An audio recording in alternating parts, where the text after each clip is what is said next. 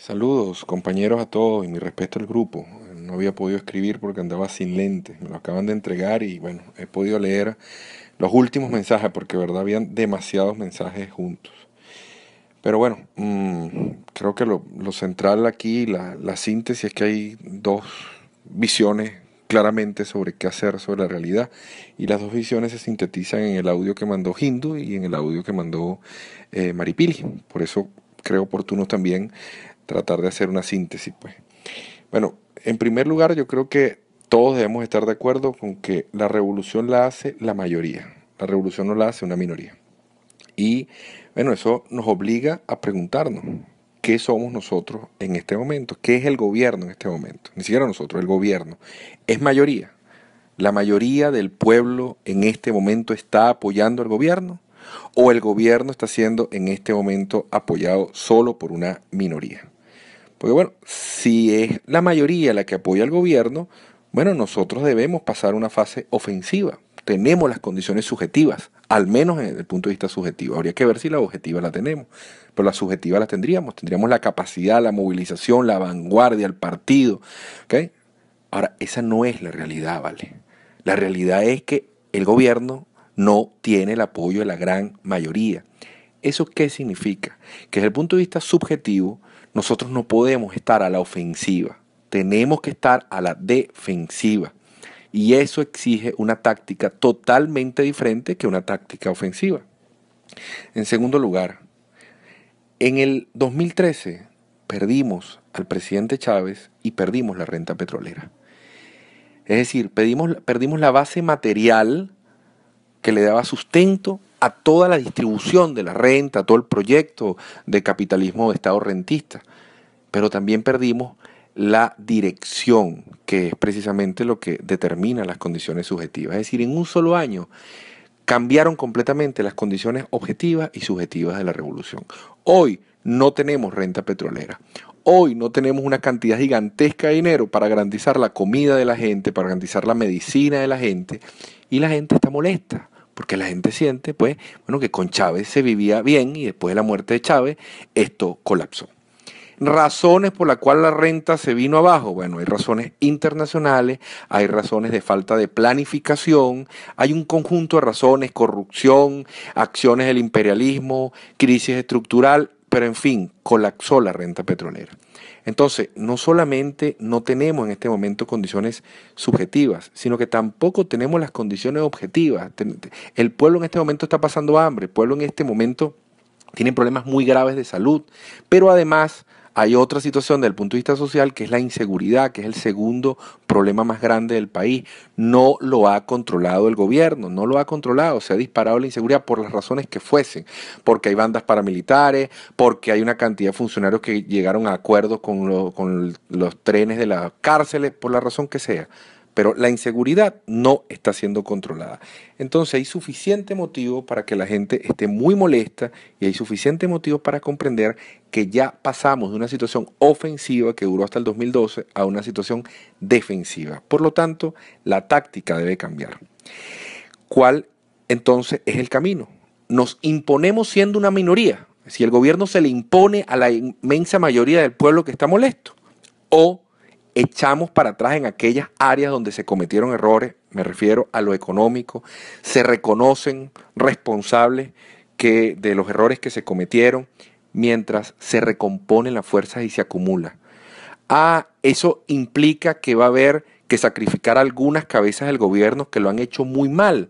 Bueno, habrá que sacrificarlo, pero debemos mandar mensajes al pueblo como un todo de que entendemos que se cometieron errores, de que hubo personas responsables y que queremos rectificar. Si esos mensajes no se mandan, si por el contrario nuestro discurso es revanchista, confrontativo, la lectura es: esta gente no está preparada para gobernarnos. Quinto lugar, estamos en una guerra de desgaste con apoyo de masa. No se trata de una pequeña guerrilla urbana de 1000 personas que están haciendo golpes de mano y desgastándonos. No, no. Se trata de acciones violentas, pero acompañadas de grandes movilizaciones. Eso tiene una configuración que exige un tratamiento especial. Es imposible aplastar una violencia de esta naturaleza mientras tenga un apoyo de masa de ese tamaño. Viene un escalamiento de la violencia con golpe de mano. Todavía no ha pasado, pero es absolutamente previsible, lo dicen todos los manuales de insurgencia. ¿Qué debería venir según los manuales de insurgencia? Bueno, golpes a la infraestructura, por ejemplo, de servicios, de electricidad, tumbes de torres eléctricas, temas con el agua, etcétera, que generen mucha más zozobra, mucho más caos, mucho más molestia. Ya están siendo atacados incluso centros de salud, líneas de suministros de alimentos, entre otros. Sabemos a qué me estoy refiriendo. Otro tema central para poder abordar este tema de la violencia es que hay que diferenciar entre fascismo al odio irracional, a la intolerancia, etc. El fascismo, en primer lugar, es ultranacionalista. En segundo lugar, con la mayor calma del mundo, el fascismo como doctrina reivindica el asesinato del otro. El fascismo, por naturaleza, no reivindica ni llama a elecciones. El fascismo se mueve en estados de excepción. Esa es otra característica del fascismo. Otra característica del fascismo es que no acepta intervención extranjera, no acepta tutelaje extranjero porque es ultranacionalista. Entonces, el fascismo es una cosa que yo no creo que estemos exentos de fascismo, yo sí creo que hay fascismo, pero la gran mayoría de lo que estamos presenciando son conductas reaccionarias y sobre todo de un odio exacerbado e irracional que está presente en estas manifestaciones. ¿Y por qué señalo esto? Parece tonto, un juego académico, pero lo señalo porque con el fascismo no hay diálogo posible, pero con el odio sí hay, si buscamos cuáles son los factores generadores de odio y los desinflamos. Continúo. Es imposible, reprimir a millones de personas que protegen a decenas de miles violentos. La represión de la Guardia Nacional, que está siendo por demás en muchas ocasiones, por lo menos filmada de forma inadecuada, por tratos crueles, etc., está sumando grandes cantidades de personas a la violencia, lejos de apagarlo. Hay episodios, no sé si han visto lo que ha pasado en muchos edificios, llegan y revientan los portones y se meten a los edificios donde hay guarimberos, donde se esconden guarimberos, 10, 15 guarimberos, pero entonces empiezan a golpear las puertas o a allanar. Por ejemplo, hoy han estado haciendo allanamientos de viviendas sin ningún tipo de orden y además indiscriminadamente, un edificio completo por la fuerza. ¿Es que acaso eso va a enfriar el conflicto? O por el contrario, esa familia que de repente está dubitativa, cobarde, ahora ratifica que más bien va a salir y va a llamar a su familiar y le va a empezar a contar todo lo que estaba pasando.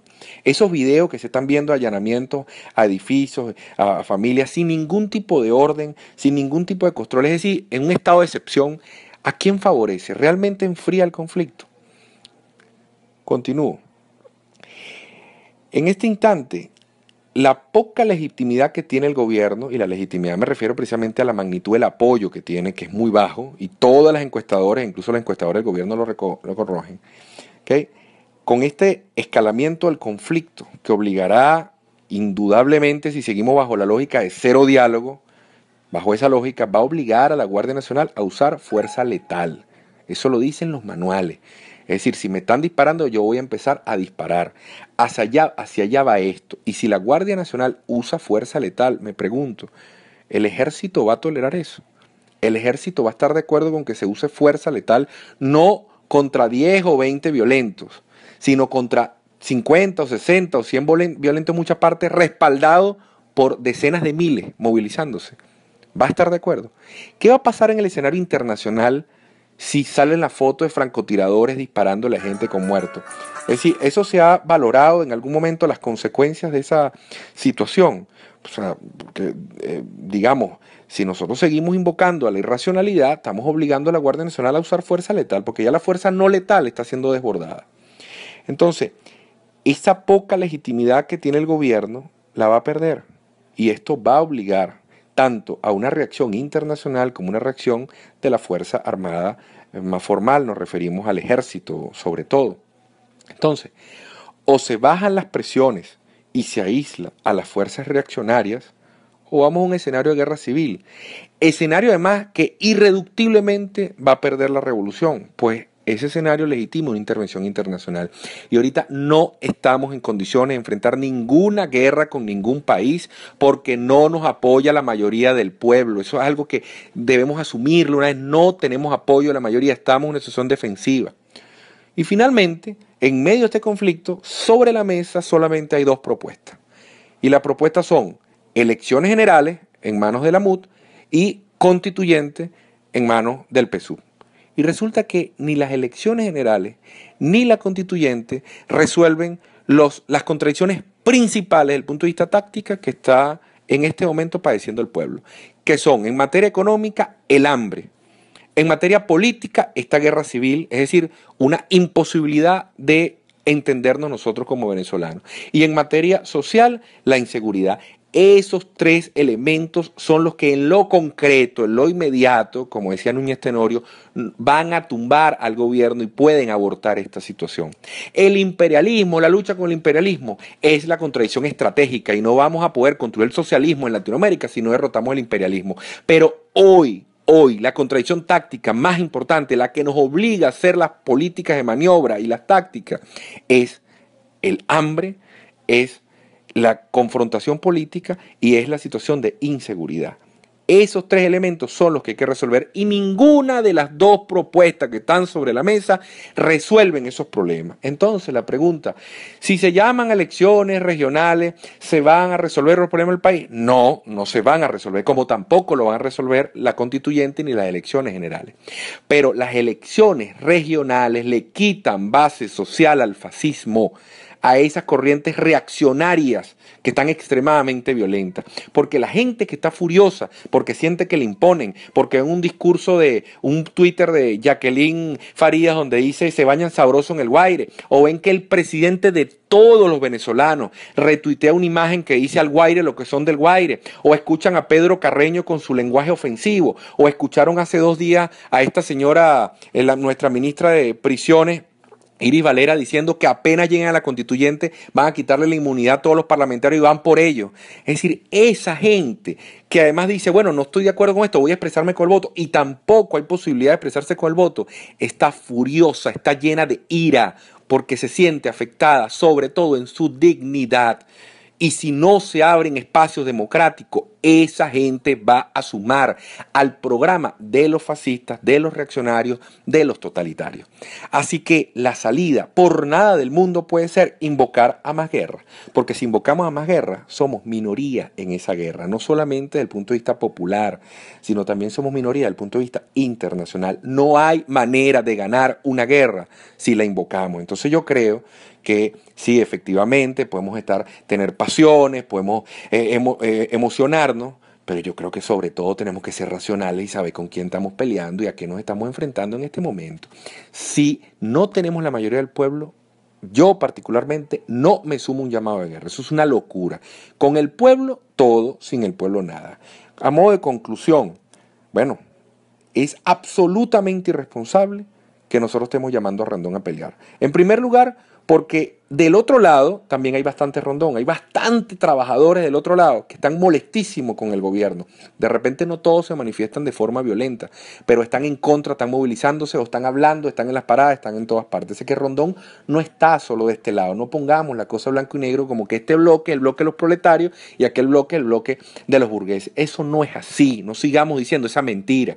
De aquel lado hay una cantidad de trabajadores, porque 8 millones de personas que votaron en el 2006, en el 2015, en el 6 de diciembre de 2015, no son burgueses. Eso no es cierto, ni tampoco es cierto que de este lado todos son proletarios. De este lado también hay bastantes burgueses.